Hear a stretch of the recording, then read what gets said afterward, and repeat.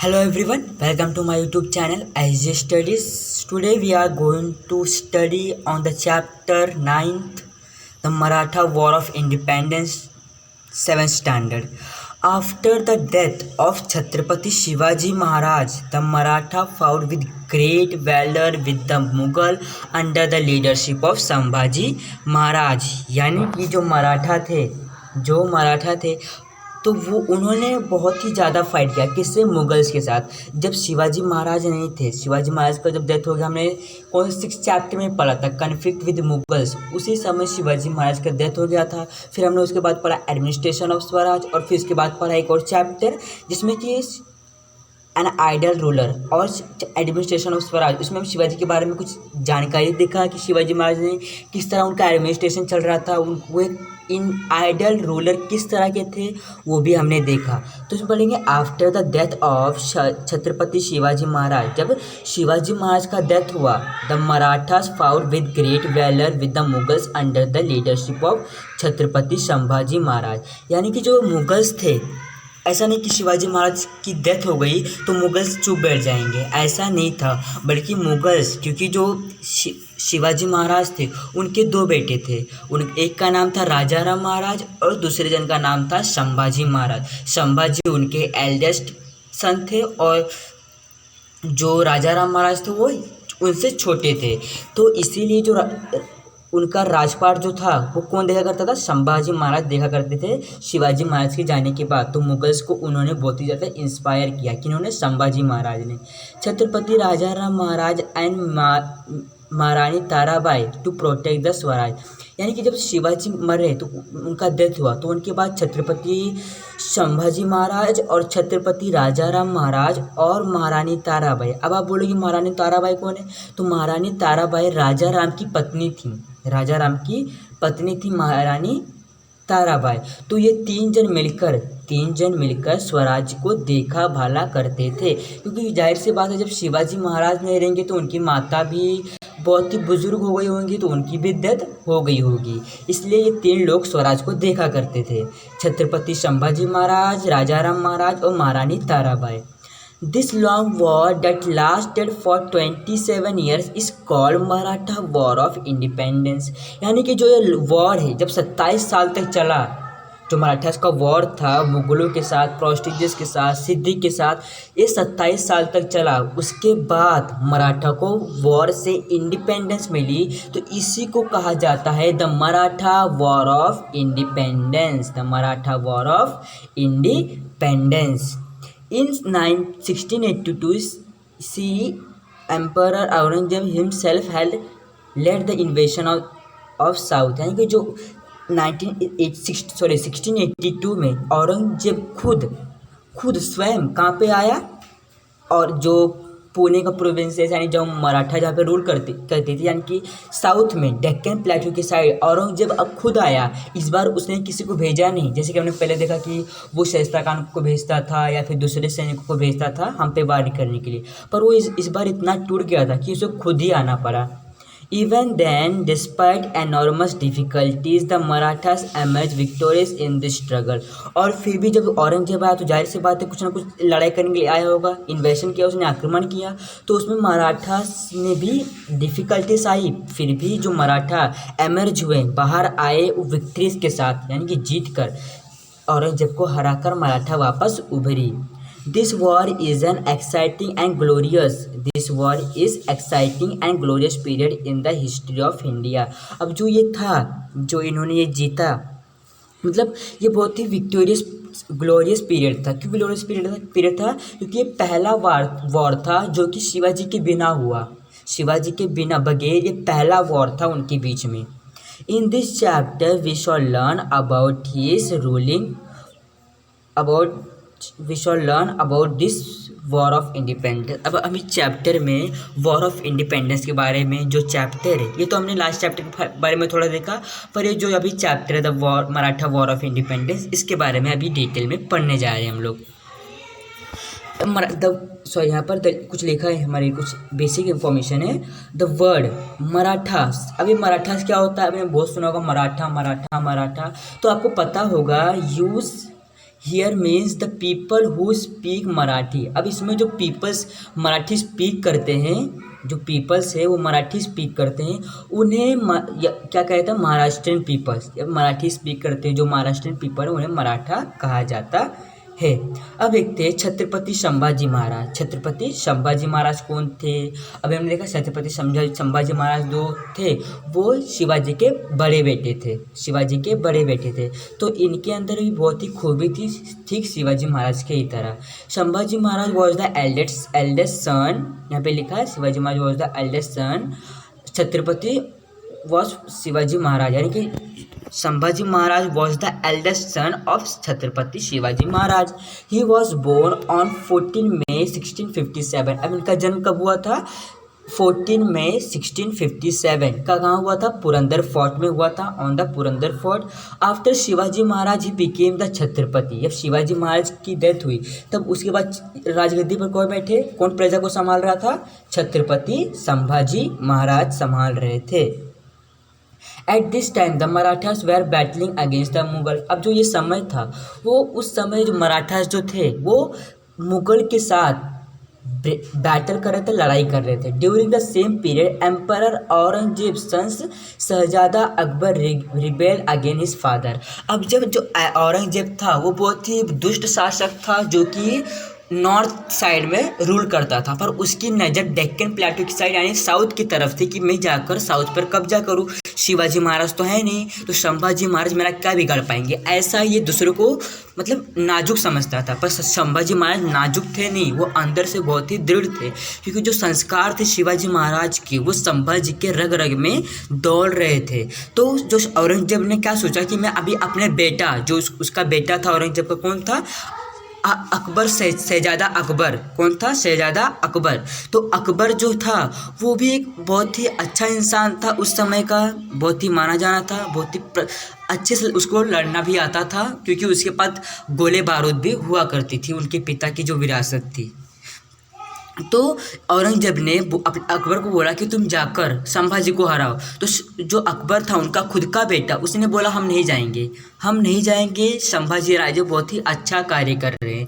तो इसके बीच में औरंगजेब और अकबर दोनों बाप पुत्र के बीच में, बाप बेटे के बीच में लड़ाई हो गई, यानी कि कुछ बोलते हैं ना, कुछ ऐसा झगड़ा हो जाना, मुंह से, खाली तलवारबाजी नहीं हुई थी, क्योंकि बाप बेटे तो ऐसा तो नहीं कर सकते।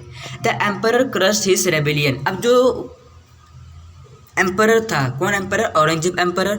वो शहजादा को बोला कि मैं ऐसा करूँगा। शहजादा कौन? अकबर।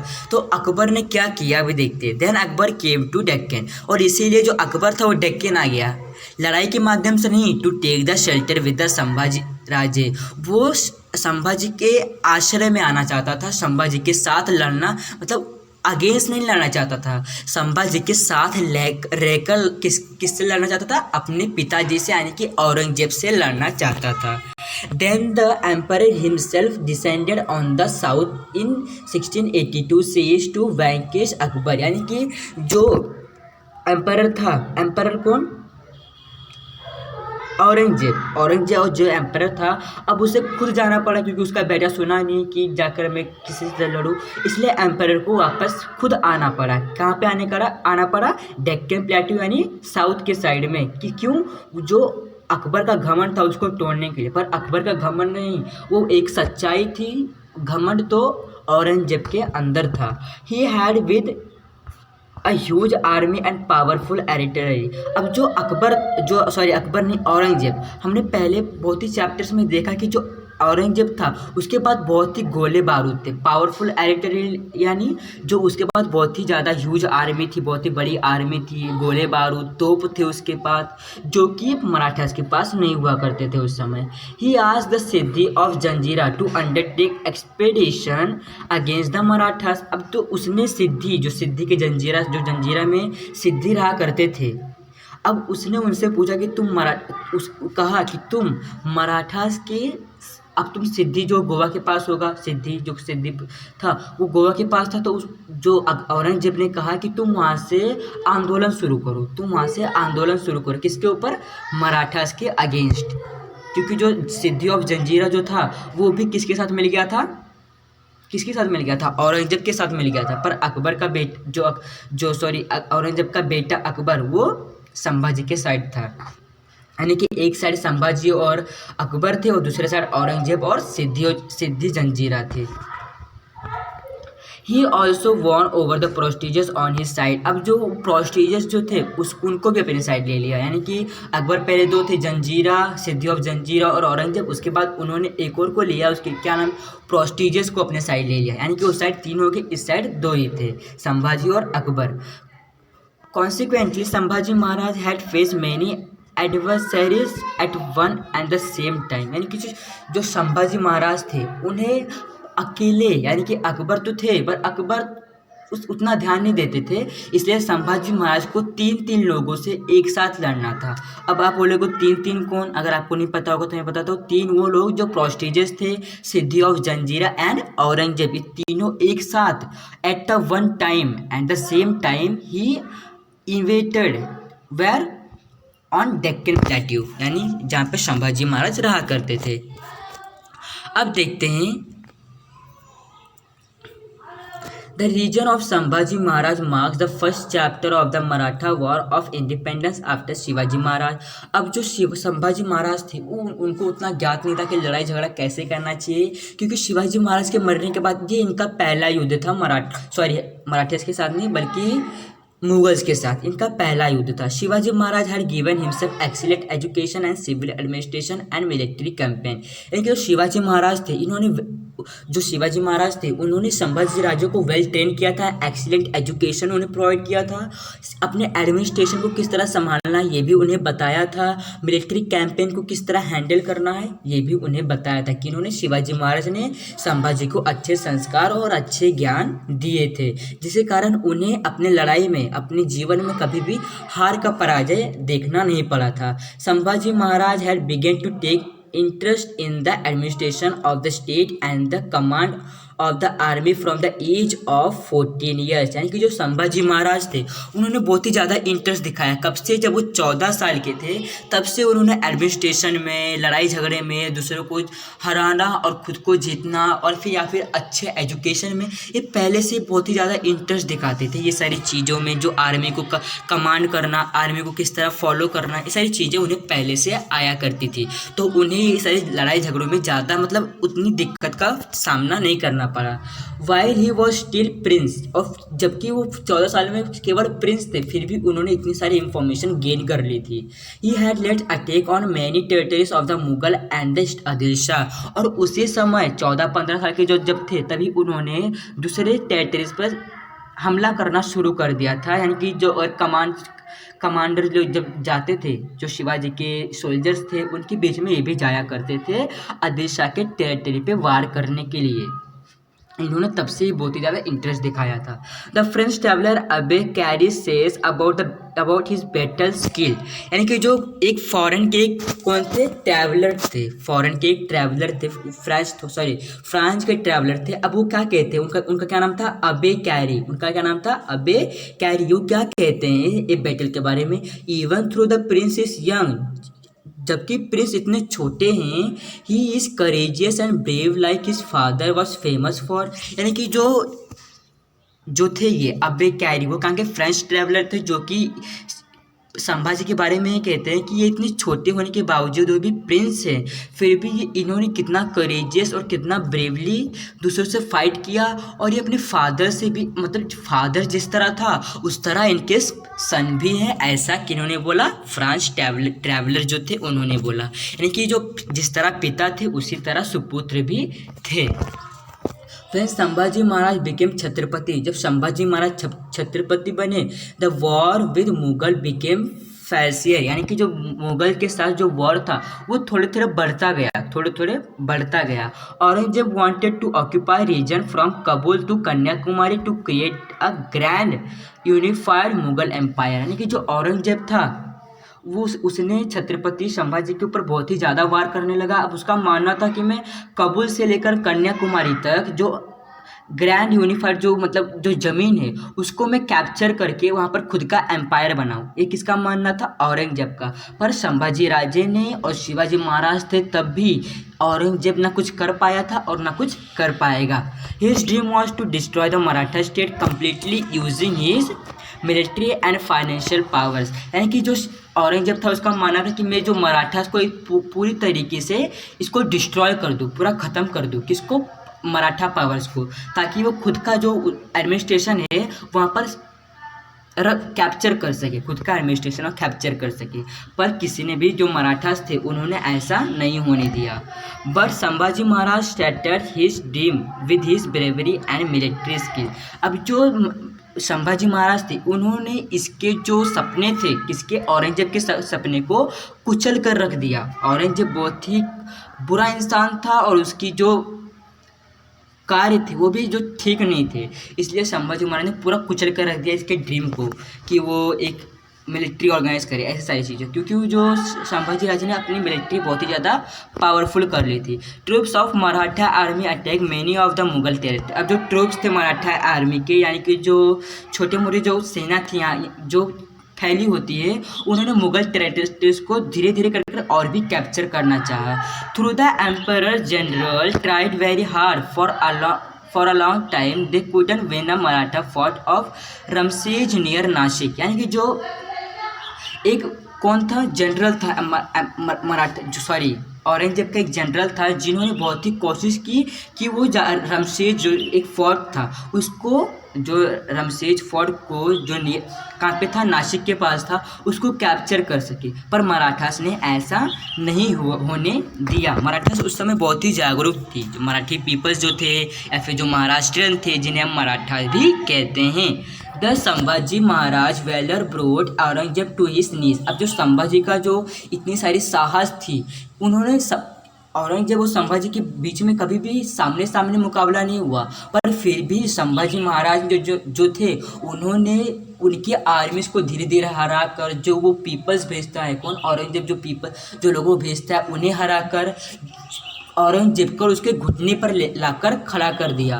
वंस एक बार क्या आपको पता है? Once he remove his turban in his frustration and threw it on the floor. एक बार क्या हुआ कि जो औरंगजेब था उसको इतना गुस्सा आ गया, उसको इतनी तकलीफ होने लगी अंदर से कि उसने अपना जो उसका मुकुट था उठाकर सीधा फ्लोर के ऊपर पटक दिया। He made a vow that until he had vanquished Sambhaji he would not wear his turban. अब उसने कसम खा ली। क्या कसम खा ली? जब तक वो संभाजी महाराज को वैंकिश यानी ख़त्म नहीं कर देगा, तब तक वो अपना टर्बन नहीं पहनेगा, यानी कि तब तक वो अपना मुकुट नहीं पहनेगा। टर्बन यानी मुकुट उसका। Sambhaji Maharaj had rendered Aurangzeb helpless to this extent. यानी कि जो औरंगजेब था वो बहुत ही हेल्पलेस फील करने लगा अपने अंदर से, अंदर ही अंदर वो सोचने लगा कि मेरे पास तो बारूद, इतने सारे गोले, इतने सारे आर्मीज थे, फिर भी मैं इनसे क्यों नहीं जीत पा रहा हूँ। इसका मेन वजह था कि उनके अंदर वफादारी नहीं थी, उनके पीपल्स के अंदर वफादारी नहीं थी। वे कोई धर्म का कार्य नहीं, अधर्म कर रहे थे। और संभाजी के मार के बाद कुछ भी तो बारूद नहीं थे, उनका ना बड़ा आर्मी था, फिर भी वो धर्म के ऊपर काम कर रहे थे। उनके अंदर ब्रेवरी पीपल्स थे, इसलिए वो जीत हासिल कर पा रहे थे। Do you know Aurangzeb thought that once the Maratha forts were captured. एक बार औरंगजेब ने क्या किया? सोचा कि जब Maratha capture their rule too would come to end. यानी कि औरंगजेब एक बार सोचा कि अगर मैं मराठा के सारे फोर्ट्स को कैप्चर कर लूँ तभी जो ये मराठा से वो ख़त्म हो जाएगा, मराठा पावर्स ख़त्म हो जाएगा क्योंकि मराठा मुझसे लड़ नहीं पाएगी फोर्ट्स के जरिए। So he put a siege around the Ramsej fort near Nashik. अब उसने घेरा बनाया। किसके ऊपर घेरा बनाया? जो रमसेज फोर्ट था नासिक में, जो कि डेक्कन प्लेटू के साइड में आता है, यानी कि जो संभाजी महाराज का उसके ऊपर रूल था, उसको किसने सीज कर लिया, यानी कि किसने घेर लिया? औरंगजेब की आर्मी ने। तो Aurangzeb army was huge and Maratha army was small. अब जो औरंगजेब की जो आर्मी थी वो बहुत ही बड़ी थी और मराठा की आर्मी बहुत ही स्मॉल थी। बट दे फाउट विथ प्रिसर्वेंस, यानी कि जो फिर भी जो मराठा पीपल्स थे उन्होंने बहुत ही अपना, बोलते हैं ना, जान लगाकर फाइट करना, उसको बोलते हैं perseverance. The siege continue for the next 5 year. अब जो ये उन्होंने जो घेरा बनाया था, जो कंट्रोल करके रखा था कि उन्होंने औरंगजेब ने जो उसके ऊपर रमसेज फोर्ट के ऊपर जो खुद का घेरा बनाया था वो 5 साल तक बनाए रखा। कितने साल तक? 5 साल तक। This bravery of a handful Maratha soldier war unparalleled. अब जो ये था उनका, इन्होंने इतनी सारी साहस की कि उनको छुड़ाए पर छुड़ा नहीं पा रहे थे। ये इनका पैरेलल था, यानी कि अमान्य था।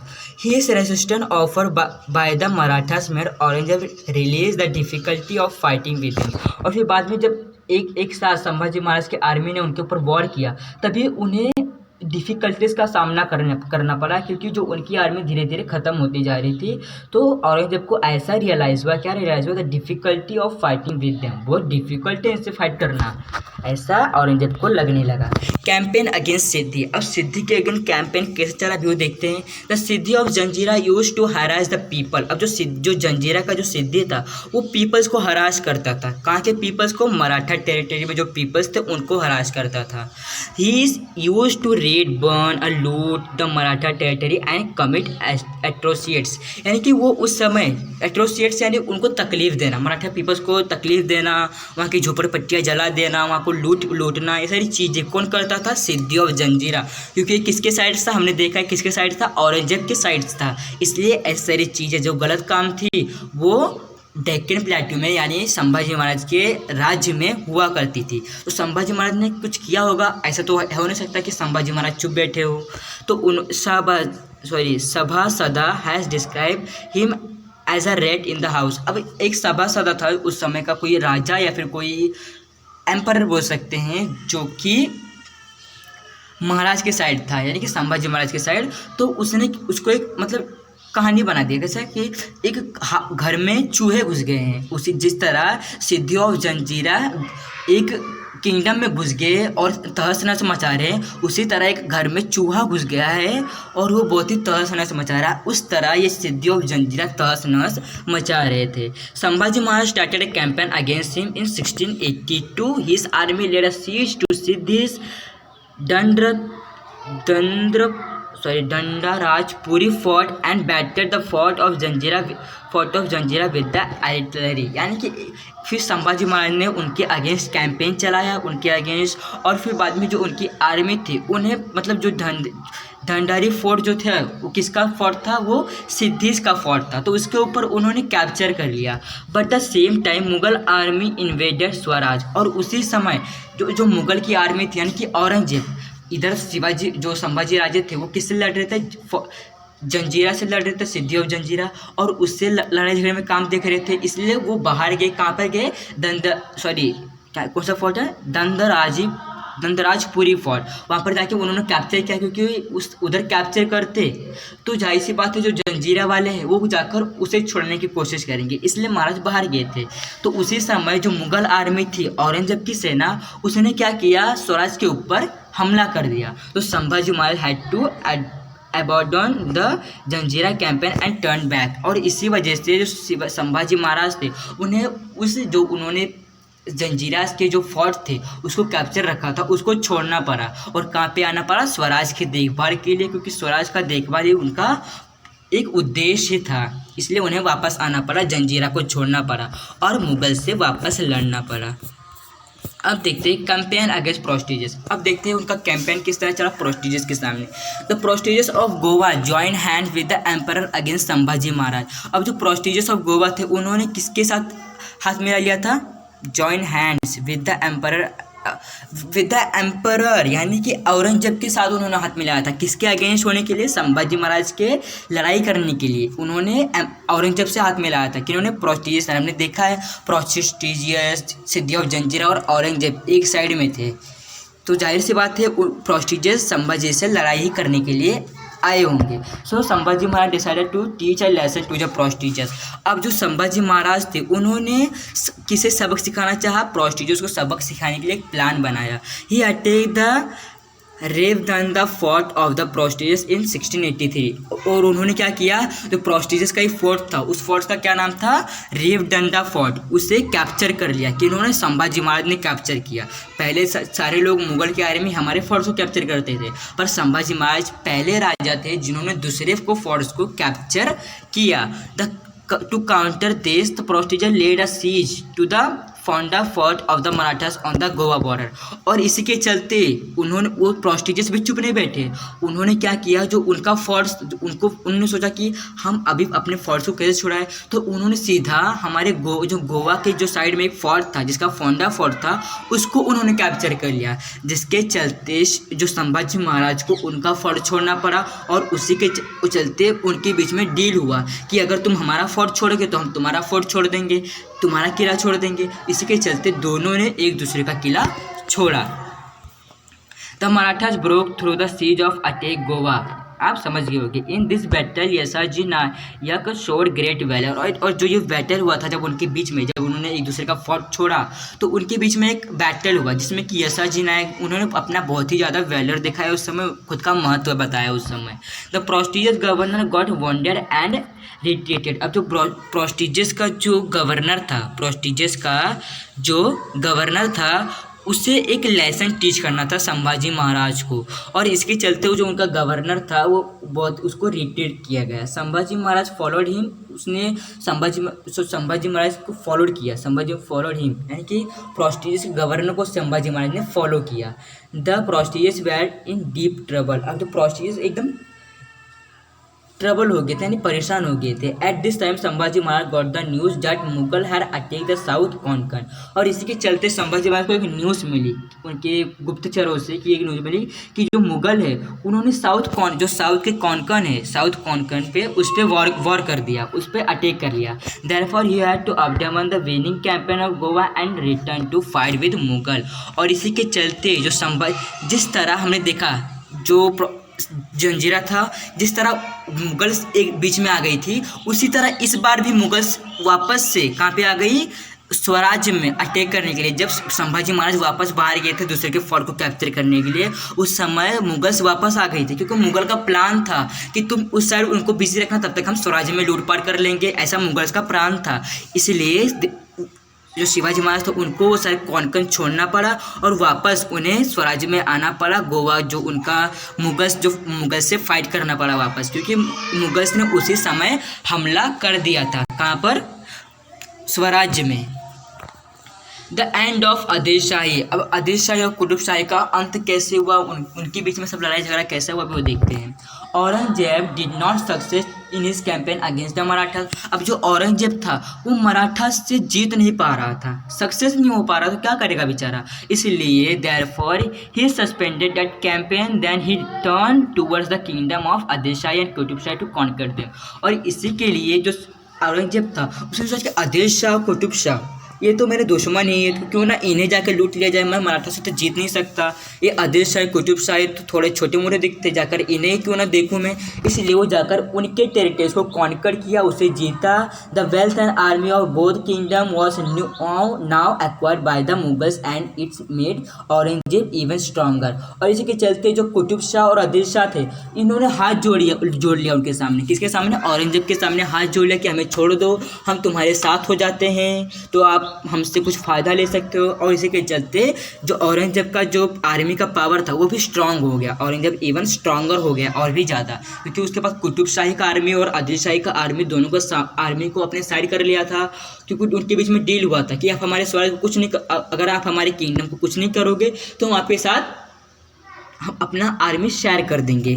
Then he concentrated all the might on defeating the Marathas. और फिर बाद में सिद्धि ऑफ जंजीरा, प्रोस्टिजियस, औरंगजेब, आदिल शाही, कुतुब शाही, ये 5-6 लोग मिलकर, सब लोग मिलकर वापस से मराठास को डिफीट करने के लिए कॉन्सेंट्रेट करने लगे। He attack the territory from all sides. और फिर बाद में जो उन्होंने जो हमारे स्वराज्य था, जो सुराज्य था हमारा, जो शिवाजी ने कन्वर्ट किया था, जो संभाजी ने बनाया था, उससे इन्होंने चारों तरफ से घेर लिया। The Maratha army general Hambirrao Mohite got killed during the encounter with the Mughal army. अब जो जनरल थे कहाँ के जनरल थे? वो थे जनरल हमारे संभाजी महाराज के, जो एक एम्पर बोलते हैं ना जनरल, वो कौन थे? हिम्बीराव मोहिते। वो किल हो गए। क्यों किल हो गया? क्योंकि उन्होंने बहुत ही अपना साहस दिखाया, बहुत ही कुतुबशाही आदिलशाही औरंगजेब से लड़ने के लिए चारों तरफ अपनी आर्मी बिछाया था, और उसी के चलते वो बीच में मारे गए। Due to this blow the military strength of Sambhaji Maharaj was weaken. और इसी के चलते जो संभाजी महाराज की जो मिलिट्री स्ट्रेंथ थी, जो अंदर से बनाकर रखा था, वो भी बहुत ही वीक हो गई। क्यों वीक हो गई? क्योंकि जो एक जनरल होता है, जो एक एम्परर होता है, उसका काम होता है कि अपने सैनिकों के अंदर इंस्पिरेशन बनाए रखना। तो जब एम्पर ही नहीं रहेगा, जनरल ही नहीं रहेगा, तो उनके अंदर इंस्पिरेशन कौन लाएगा? इसीलिए उनका जो स्ट्रेंथ था, संभाजी महाराज की आर्मी का जो स्ट्रेंथ था, वो वीक हो गया था। अब देखते हैं एडमिनिस्ट्रेशन ऑफ महाराज।